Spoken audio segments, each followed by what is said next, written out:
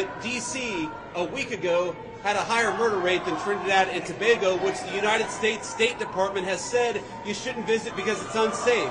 We ought to be able to enjoy great American cities. That's what we're trying to do. So the people of Trinidad and Tobago, they are not happy with the U.S. Vice President J.D. Vance.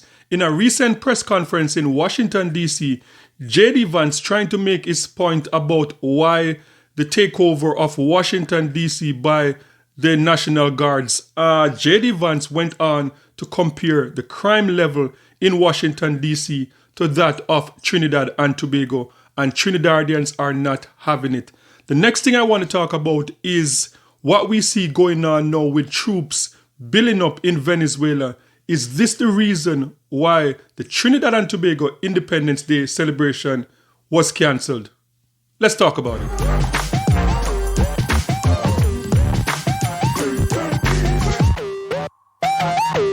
Okay, so a little bit over a week ago, the Trump administration decided to do something that's unprecedented. And I know that is a buzzword that we have been using for the past 6 months since the Trump administration, they have been in office. Something that no other president has ever done before. And what President Trump did was sending the National Guards to take over Washington. Take over Washington, D.C. because Washington, D.C., the crime rate in Washington, D.C. is very high. And the Trump administration decided that they are going to take it on themselves and they are going to fix it, bringing in the National Guards. So people that are opposed to this, they are comparing this to what happened in the American Civil War. And if you know the American Constitution, you know that the American government, they are not allowed to have American troops, soldiers on the ground fighting their own American citizens. And the Trump administration have shown their willingness that, look, even if it means bringing in the army to make Washington, D.C. safe again, that is what they're going to do. So J.D. Vance, in a recent press conference, trying to sell this idea amongst protesters why this is a good idea for the Trump administration to send in the National Guards. He compared Washington, D.C. to Trinidad and Tobago. And what he said in that statement is like, look, the American government put out a travel advisory advising Americans not to travel to the Twin Island of Trinidad and Tobago because it's dangerous. So if the American government can do that, what about Washington, D.C.? Because Washington, D.C., the crime rate in Washington, D.C. is higher than Trinidad and Tobago. So was that a fair statement, or did the vice president go too far? I have my opinions on this, but at this point, I don't think my opinion should matter. I think the most important opinion now are those of the people of Trinidad and Tobago. So just that you're not taking my word for it, let's take a look at what J.D. Vance, Vice President J.D. Vance, had to say in this statement. Some violent, crazy people who are screaming at kids, with a few crazy liberals who are screaming at the vice president, but I think that's a very worthwhile trade to make because we want our people to be able to enjoy our beautiful cities. And the last thing I'll say is to the American people, D.C. is already safer than it was 9 days ago, but we're going to make it safer still to come. This is your city. You should feel free to come and visit here, have a meal, see all these incredible monuments, and actually enjoy yourself. And that's what we're trying to make happen. And I think that if we set a standard in Washington, D.C., that political willpower can bring some common sense, law and order back to these communities, then maybe some other communities and other cities will follow suit. So it's kind of crazy. You hear these guys outside. They appear to hate the idea that Americans can enjoy their communities, and they do the fact that D.C. a week ago had a higher murder rate than Trinidad and Tobago, which the United States State Department has said you shouldn't visit because it's unsafe. We ought to be able to enjoy great American cities. That's what we're trying to do in the Trump administration. So that was a controversial statement from J.D. Vance. And as I stated, I'm not going to share my opinion on this because I believe that the opinion that matters the most is those of the people of Trinidad and Tobago. But what I will say, because following up this story, and what I love about the time that we're living in is that we can actually get an idea of what people are thinking. And in terms of going into the comment section and seeing what people are really thinking in real time. So going in different comment sections of this story across YouTube, what I'm noticing, I think that most Trinidadians, like I would say majority of Trinidadians, are united on this one, saying that, look, that was inappropriate. The vice president could have made his statement, could have made his point without pretty much throwing Trinidad and Tobago under the bus. And also, a lot of opinions is pretty much what we have heard the leaders in the Caribbean lamenting about for the past 5 years, is about what America is going to do about gun control, because 99.5% of firearms that make it into the Caribbean, they are coming from America. And for the leaders in the Caribbean saying that, look, they are pleading to the American government, this is a problem in the Caribbean because of your policies in America. What are you going to do to help the region to fix this? So most Trinidadians are united where that is concerned. But of course, there's going to be a few that this is going to be political. So I saw statements like, yes, this is the PNM government. They are the one that mash up Trinidad and Tobago, and different type of statement. But I'm curious to see what the Prime Minister, if the Prime Minister of Trinidad and Tobago or the Minister of National Security or some high-level government official, if they are going to come out and make a statement. So guys, if you're in Trinidad and Tobago and you're watching this, how do you feel about this statement from the Vice President, J.D. Vance? Was this statement inappropriate? Do you believe that the Vice President could have made his point without bringing Trinidad and Tobago into the mix? Sound off in the comment section and let me know your thoughts on this one.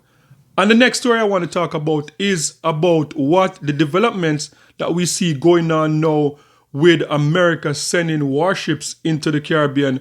And we saw statements coming out of Venezuela of over 4.5 million troops ready to defend Venezuela. My question is this the reason why the Trinidad and Tobago Independence Day celebration was cancelled? 3 U.S. destroyers carrying 4,000 Marines are heading in the direction of Venezuela. According to the White House, the mission is to target drug cartels that traffic narcotics to the United States. The move comes just days after President Trump raised the reward for helping to apprehend Venezuela's leader Nicolás Maduro to $50 million. In response, Maduro is mobilizing 4.5 million militiamen and women throughout the country. Que el mundo lo sepa. Let the world know, let the empires know, that today more than ever, Venezuela can defend itself. That's why we're in peace and will stay in peace. But while some say Trump is just trying to intimidate oil-rich Venezuela's government, Maduro has grounded all drones for 30 days, an indication that he might be expecting an attack from the air rather than sea. President Trump hasn't ruled out anything, says his spokesperson. He's prepared to use every element of American power to stop drugs from flooding into our country and to bring those responsible to justice. The Maduro regime is not the legitimate government of Venezuela. It is a narco-terror cartel. In Maduro, it is the view of this administration, is not a legitimate president. He is a fugitive head of this cartel who has been indicted in the United States for trafficking drugs into the country. The last time the U.S. government used drug trafficking as a rationale to overthrow a regional government was in 1989 in Panama. In some way, it can help Maduro. I mean, he can say, look, the threat is real. It's not just propaganda. Here are the Americans. Here are the ships. So let's close ranks behind the government. Even countries that have no love for Maduro are concerned. President Trump's vow to send warships to the Caribbean and elsewhere in Latin America to stop the flow of drugs to the United States is being seen as a threat to more than just Venezuela. It could apply to many, many countries in this region. And they say that today it may be Venezuela, tomorrow it could be any one of them. Many are wondering why President Trump has chosen to implement such an aggressive move in the United States' backyard, while he portrays himself as a global peacemaker. So when I saw this story developing about things escalating between Venezuela and America, the first thing that came to my mind was Trinidad and Tobago.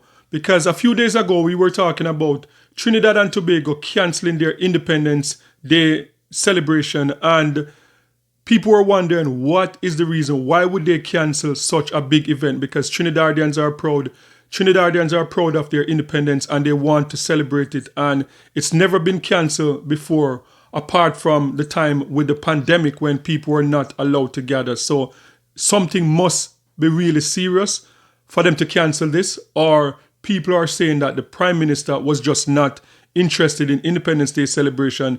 She wanted to save money and she hosted the Prime Minister of India. I was one of the person that said, like, look, I don't see a reason why they would cancel this Independence Day celebration, because we know as Caribbean people, we are very, very proud people.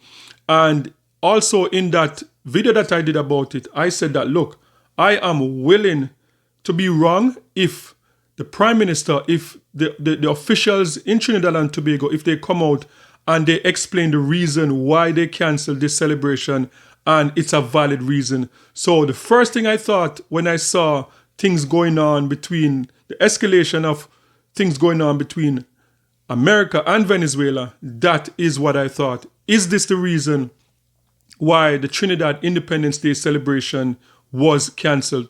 Because we know a war between Venezuela and America is not going to be good for Trinidad and Tobago, and it's not going to be good for Guyana.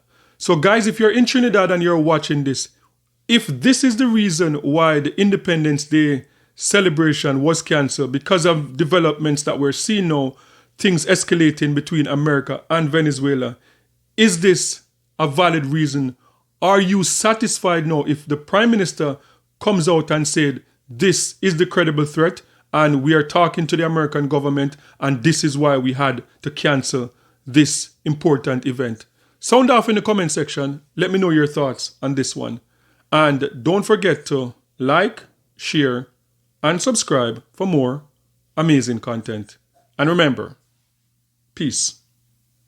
I'm out.